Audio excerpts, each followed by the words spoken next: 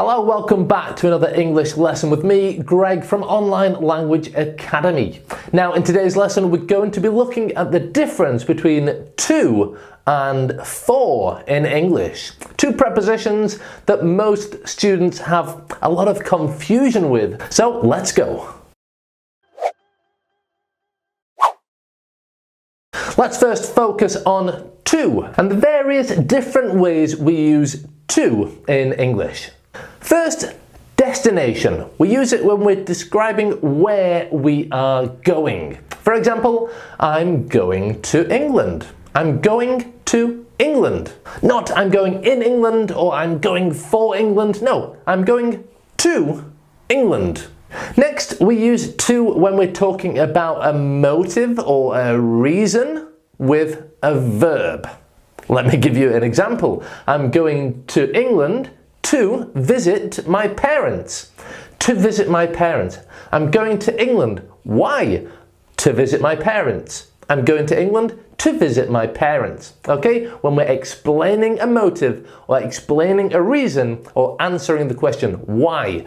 Why are you going to England? I'm going to England to visit my parents. Next, we use to when we're talking about giving something to someone. You give a present to someone. You give something to someone. For example, I'm going to England to visit my parents to give a present to my mother. I'm going to England to visit my parents to give a present to my mother.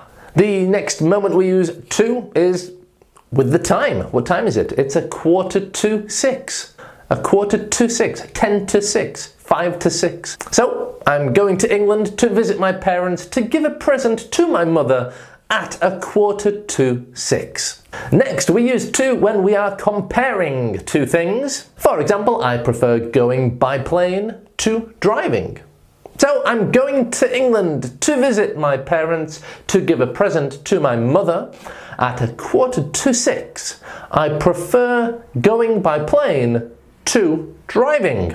And finally, we use to when we are talking about distance, how far one point is to another point. So, I'm going to England to visit my parents to give a present to my mother at 6:45. I prefer going by plane to driving because it is about 1,000 miles from my house to my parents' house. Okay, they are all the different ways we use to in English. Before we look at when to use for in English, make sure you download my book, English Quick Fix. The difference between to and for is the typical type of confusing pairs of words that I teach you inside my ebook. So if you get confused between these small differences in English grammar and you want to learn more, then download the book free. You can get it by clicking the link in the description or at the end of the lesson. Okay, when do we use for in English? Firstly, we use it when we are describing a function of something. Why we use something. What is the purpose? What is the function? What is the reason this thing exists? For example, a kettle. What's a kettle? Well, a kettle is used for boiling water.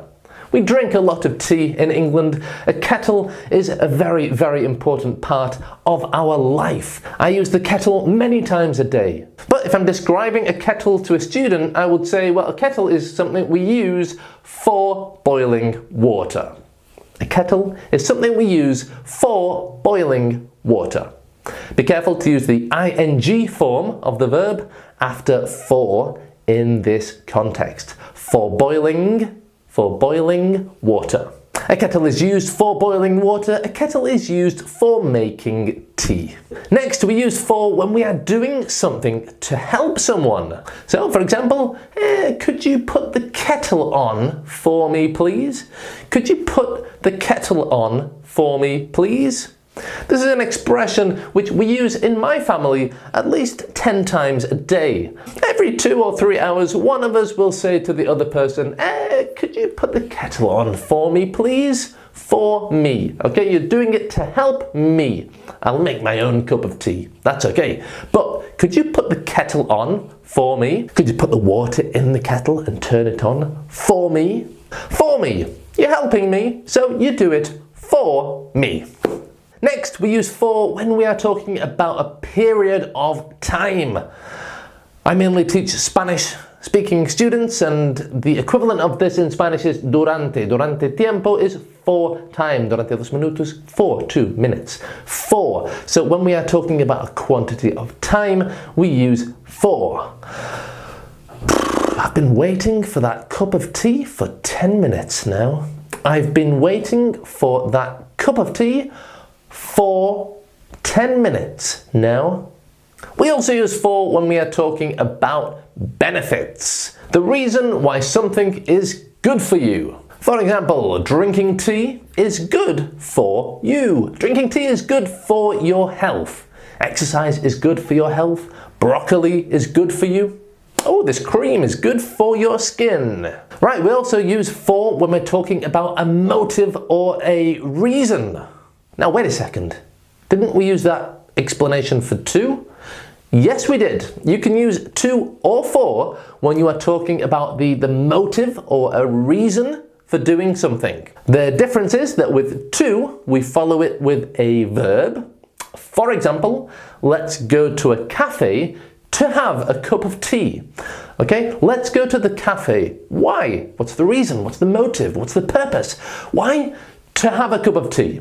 Let's go to the cafe to have a cup of tea. Okay, to verb. However, with for, we use a noun. Let's go to the cafe. Why? For what reason? For what purpose? For a cup of tea. Let's go to the cafe for a cup of tea. For plus noun. For a cup of tea. Okay, 2 more. Firstly, appointments. When we're making an appointment, we make an appointment for a specific date. Yes, I've called a hotel and I've reserved afternoon tea for 3 o'clock. I've reserved afternoon tea for 3 o'clock. And finally, we use for when we are talking about an opinion. Whether you agree or disagree with something, we can say, are you for or against it? Are you for Brexit or are you against Brexit? Brexit. Alright, give this video a thumbs up if you have enjoyed it, and if it's your first time here, subscribe to the channel. I would love to have you as one of my students. Thanks for being here. Remember to download my book. The link is coming soon, and I'll see you in the next English lesson. Bye for now.